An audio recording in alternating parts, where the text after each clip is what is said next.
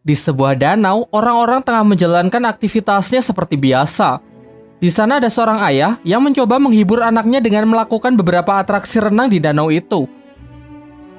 Ia pun cukup sukses membuat anaknya tertawa gembira. Namun tak lama setelah itu, sang ayah tidak lagi nampak di permukaan, yang kemudian diikuti dengan air danau yang seketika berubah warna menjadi merah darah. Sangat tragis, ternyata pria malang itu telah dimangsa oleh siluman danau. Kemudian datanglah seorang pendeta yang mengaku sebagai pembasmi siluman. Sebut saja Boy. Dengan ritual-ritual yang Boy lakukan, ia berhasil membunuh seekor ikan pari raksasa, di mana ia mengeklaim bahwa makhluk itulah yang selama ini menjadi monster danau. Warga pun dibuat sangat senang karena kini merasa telah aman. Tak lama setelah itu, datanglah seorang pemuda bernama Jiang. Jiang mengatakan bahwa ikan pari itu bukanlah siluman danau. Sedangkan siluman danau yang asli kini masih berkeliaran bebas di dasar danau. Boy yang merasa diremehkan sebagai pembasmi siluman tak terima dan malah menuduh Jiang yang hanya bocah ingusan tak tahu apa-apa. Kemudian Jiang malah diikat agar tidak banyak bicara. Semua orang yang merasa sekarang keadaan sudah aman melakukan selebrasi dengan berenang-renang ria di danau itu. Tetapi naas karena ucapan Jiang ternyata terbukti. Ada makhluk buas yang mendekat, sayangnya Jiang yang diikat pun tak bisa bertindak dan tak ada orang yang peduli dengan peringatannya. Alhasil korban pun bertambah, sementara sisanya yang sangat ketakutan berusaha kembali ke darat. Namun ternyata darat juga bukan tempat yang aman karena siluman itu bisa menjulurkan lidahnya untuk menarik mangsa. Cara terakhir yang bisa Jiang lakukan adalah menyuruh semua orang agar tidak panik dan tetap di tempatnya. Terbukti hal ini cukup efektif, tetapi kemudian seorang anak mengacaukannya karena ketakutan berlari mencari ibunya.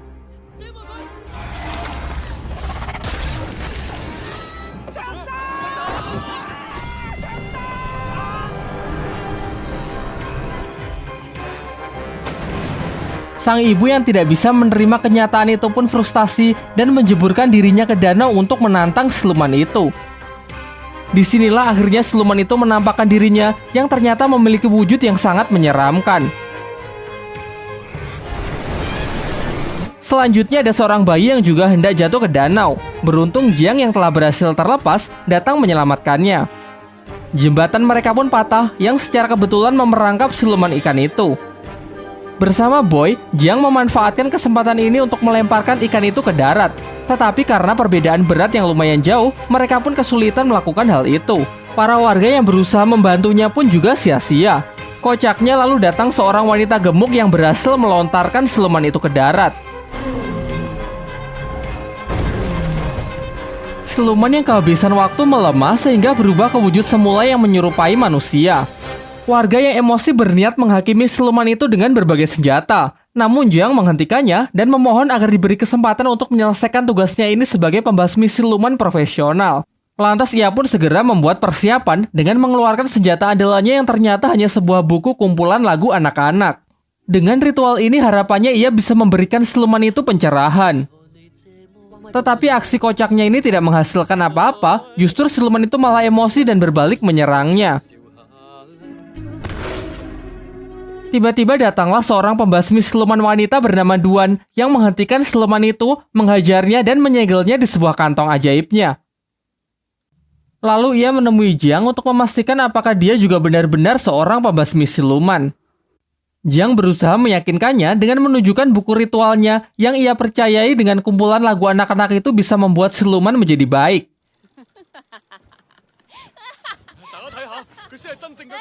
Jiang yang merasa sedih dan kecewa pergi menemui gurunya untuk menceritakan kegagalannya hari ini. Sang guru lalu menjelaskan bahwa siluman sungai yang baru saja ia hadapi dulunya adalah seorang manusia yang baik. Pada suatu hari ia menyelamatkan seorang anak di sungai, tetapi warga salah sangka dengan mengiranya adalah seorang penculik. Lantas mereka pun membunuhnya dan membuang jasadnya ke sungai sebagai makanan ikan. Tumbuh kebencian yang sangat besar di dalam jiwanya sehingga ia berubah menjadi siluman untuk menuntut balas. Di sini Jiang mulai ragu dengan kemanjuran buku lagu anak yang diajarkan oleh gurunya itu. Bukankah lebih efektif jika ia membasmi siluman itu seperti pembasmi siluman yang lain? Sang guru lalu menjawabnya bahwa membunuh bukanlah cara yang baik. Menghilangkan sifat jahat dan memelihara kebaikan adalah cara terbaik yang bisa dilakukan. Lalu ia juga kembali menyemangati Jiang yang terlihat telah frustasi. Di tempat lain, dua orang remaja datang ke sebuah restoran di tengah hutan. Di sana mereka disambut ramah oleh pelayan yang menunjukkan menu makanan, yaitu puluhan daging babi panggang. Sebagai langkah akhir, si pelayan mempertemukan mereka dengan bosnya, seorang pria glowing yang mempesona.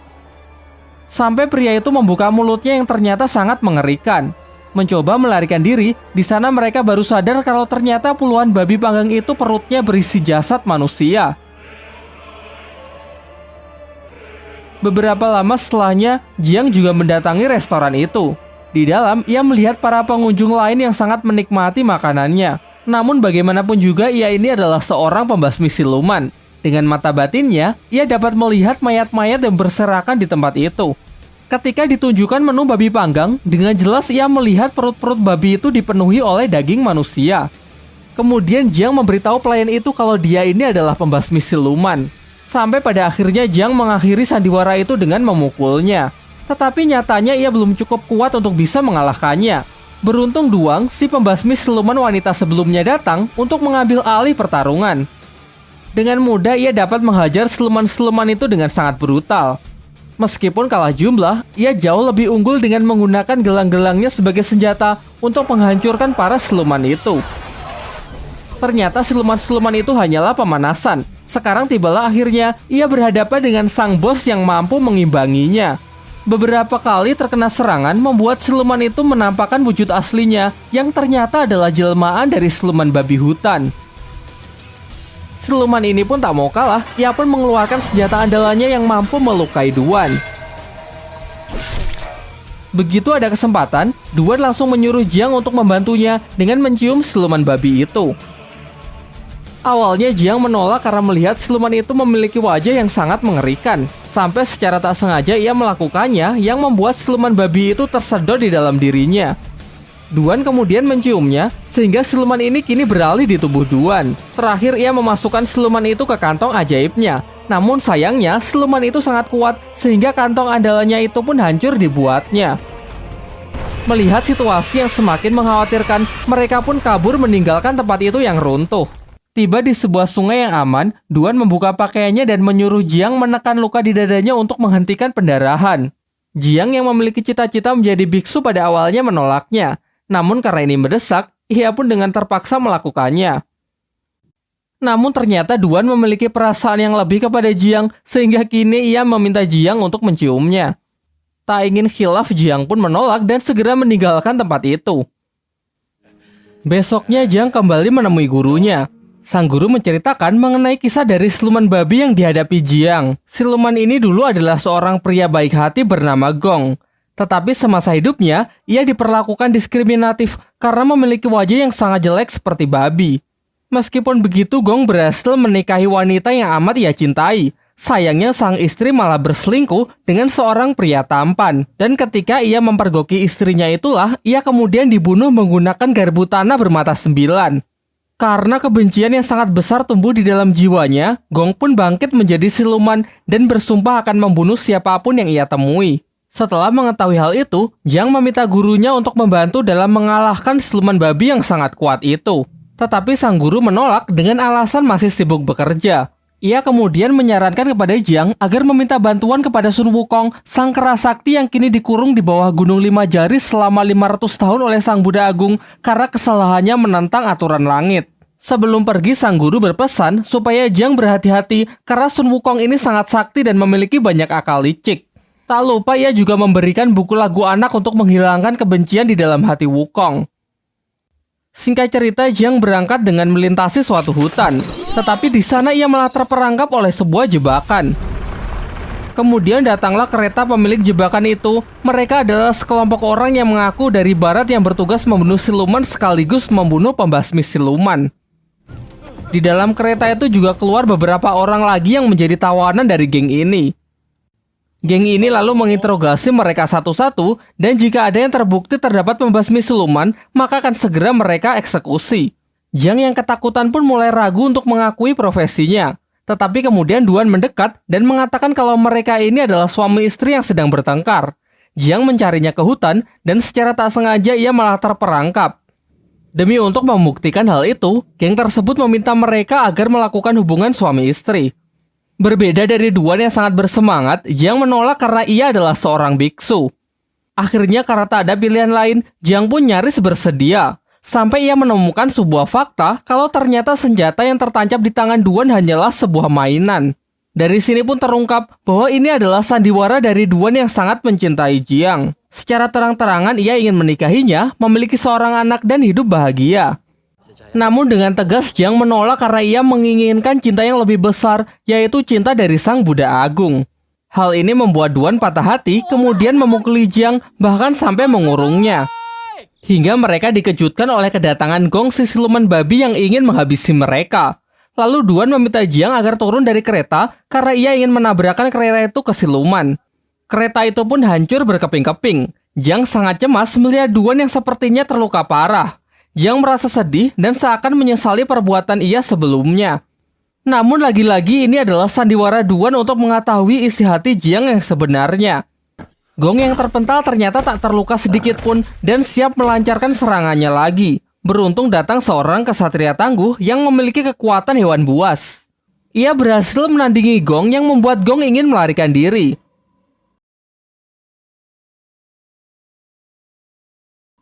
Nampaknya mereka berdua ini tidak saling menyukai satu sama lain. Datang lagi kesatria pedang yang menyemarakan perselisihan mereka.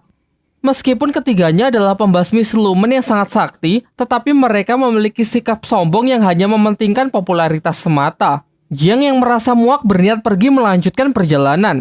Kemudian Duan meminta agar diizinkan menemaninya, tetapi dengan tegas Jiang menolak dan malah menyalahkan Duan karena sudah menghambat perjalanannya.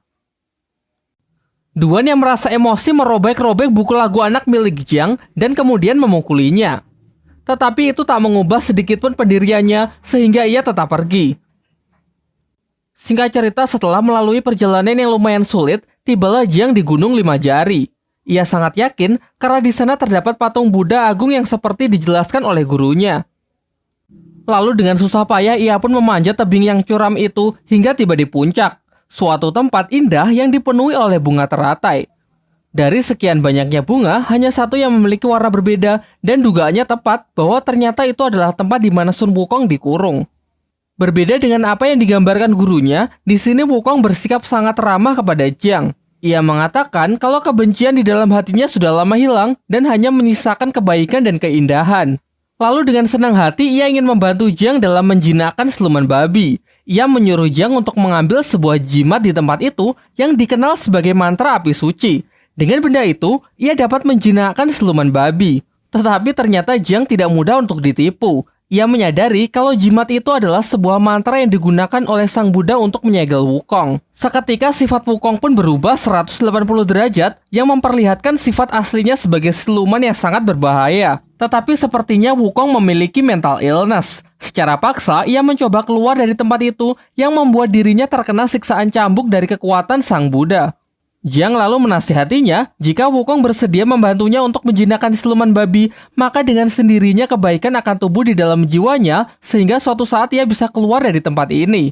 Awalnya Wukong menolak, tetapi ia berubah pikiran setelah Jiang memberinya sebuah pisang. Wukong lalu menjelaskan bahwa siluman babi ini sangat menyukai pesona wanita yang menari di bawah sinar rembulan. Dengan cara itu, ia bisa memancing siluman babi ke tempat ini. Tetapi masalahnya, di sini tak ada wanita. Sampai Duan datang yang ternyata telah mengikuti Jiang karena merasa khawatir. Ya, meskipun Jiang masih terlihat kurang senang dengan kedatangannya. Tidak punya pilihan lain, Duan yang tidak bisa menari pun diajari beberapa gerakan oleh Wukong. Singkat cerita, di bawah cahaya rembulan Duan menari sembari diiringi musik oleh Jiang. Dari sinilah akhirnya Jiang menyadari bahwa Duan tidak seburuk yang ia pikirkan dan sedikit menyesali perkataan kasarnya sebelumnya. Akhirnya siluman babi itu pun terpancing untuk datang ke tempat itu. Wukong lalu memanggilnya untuk masuk ke dalam lubang dan dengan sihirnya ia berhasil mengubah wujud siluman babi itu menjadi babi kecil yang menggemaskan. Kini dengan mudah Duan pun bisa memasukkan siluman itu ke dalam kantong ajaibnya. Setelah semua itu usai, Duan kembali mengungkapkan perasaannya kepada Jiang. Ia memberikan cincin kepada Jiang sebagai bukti perasaannya. Namun sayangnya Jiang yang masih berharap menjadi biksu bersikeras menolaknya, bahkan sampai berniat menghancurkan jarinya sendiri. Duan yang merasa sangat patah hati akhirnya pun sadar bahwa cintanya memang bertepuk sebelah tangan dan kini ia tidak akan berharap lagi. Ketika mereka akan berpisah, Wukong mengatakan bahwa sudah lama ia tidak melihat indahnya cahaya rembulan karena terhalang oleh teratai putih. Jiang yang bersimpati mencabut teratai itu, tetapi ternyata itu adalah sebuah segel yang sebenarnya. Alhasil tempat itu pun runtuh dan kini Wukong berhasil terbebas. Ia menampakkan wujud aslinya dan berniat membunuh Jiang. Jiang yang sudah terpojok lalu berdoa kepada Sang Buddha yang membuat Wukong semakin emosi. Ia menyiksanya dengan mencabuti rambut Jiang sehingga membuatnya botak. Tak lama setelah itu datanglah 3 pembasmi siluman yang sebelumnya, yaitu Kesatria Hewan Buas, Kesatria Kaki, dan Kesatria Pedang. Pada awalnya Wukong diremehkan karena perawakannya yang sangat kecil. Mencoba unjuk kebolehan Kesatria Hewan Buas maju terlebih dahulu untuk melancarkan serangannya. Tetapi dengan mudah Wukong dapat mengatasinya dan malah memakan kesatria itu hidup-hidup. Giliran Kesatria Kaki yang menyerangnya menggunakan injakan telapak kaki raksasa. Pada awalnya ia sangat sombong dan yakin dengan kakinya itu dapat mengalahkan Wukong. Namun karena tubuh Wukong yang terlalu keras, kakinya pun malah berlubang. Terakhir Kesatria Pedang membuka kotaknya yang berisi beberapa pedang kecil. Dengan mantra yang ia rapalkan, pedang itu pun berubah menjadi sangat tajam dan langsung melesat ke arah Wukong. Wukong lalu menangkap pedang itu, namun ia malah ikut terlempar ke udara. Kesatria Pedang memanfaatkan kesempatan ini untuk mengeluarkan seluruh pedangnya dan menyerangnya secara bertubi-tubi. Lagi-lagi Wukong lebih unggul dengan bisa menghindari semua serangan itu. Lalu Kesatria menyatukan seluruh pedangnya untuk melancarkan serangan pamungkasnya. Meskipun Wukong gagal menangkisnya menggunakan Toya Sakti, tetapi dengan tubuhnya yang sangat keras pedang itu pun malah hancur berkeping-keping. Kemudian Wukong mendekat dan langsung membakar para pembasmi siluman itu hingga hancur menjadi debu. Kini tersisa Jiang sendirian yang akan dihabisi oleh Wukong. Tetapi kemudian Duan datang dan langsung menantang Wukong. Sayangnya apa daya level mereka terpaut terlalu jauh. Duan menerima serangan fatal dari Wukong yang membuatnya harus meregang nyawa. Di saat-saat terakhirnya, Duan mengatakan bahwa ia benar-benar tulus mencintai Jiang.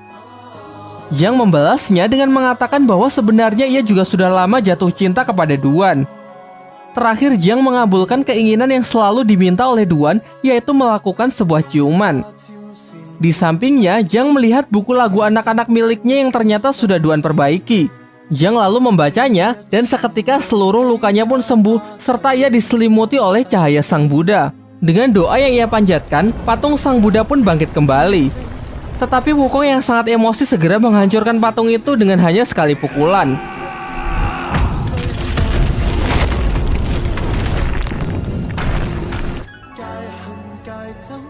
Tidak berhenti sampai di sana, di angkasa Sang Buddha Agung muncul dan menyerang Wukong dengan jurus tapak Buddhanya. Wukong mencoba menahan sekuat tenaga hingga berubah ke wujud kera raksasanya. Tetapi nampaknya meskipun ia keras sakti sangat mustahil menahan serangan sekuat itu.